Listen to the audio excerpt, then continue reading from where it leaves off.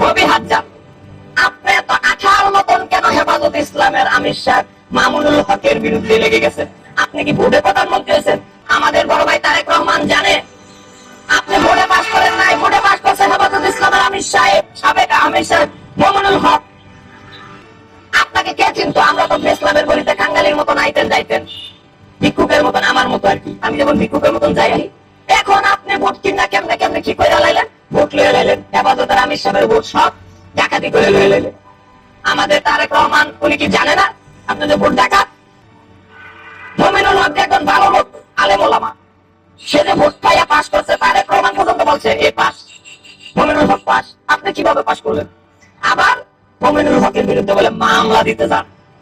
আমি বলি আপনাকে আমি এখনো সম্মান করি, আমাকে বড় ভাই, ব্যারিস্টার মানুষ, ব্যারিস্টার মানুষ, উকিল মানুষ, সম্মান করি। আপনি পার্লামেন্টে এমপি হয়েছেন, মন্ত্রী হন, অসুবিধা নাই, কিন্তু সাবধানে কথাবার্তা বলবেন। আরেকজনের পায়ে পাড়া দেওয়ার দরকার আপনার নাই। হেফাজত ইসলামকে খেপাবেন না, সাধারণ জনগণকে খেপাবেন না।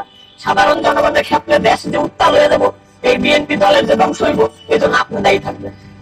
আমাদের বড় ভাই তারেক রহমান সাহেব আপনাকে বলি, এইসব বুইখোর নেতাদের একটু কন্ট্রোলে নিবেন। আরেকটা কথা, আওয়ামী লীগের আমলে বুইখোর নেতারা পুরো আওয়ামী লীগ রেখাইছে, দেশটা রেখাই হলেছে। এখন আপনার দলে কিছু বুইখোরের উৎপত্তি হইতে আছে নতুন নতুন, খেয়াল রাখবেন।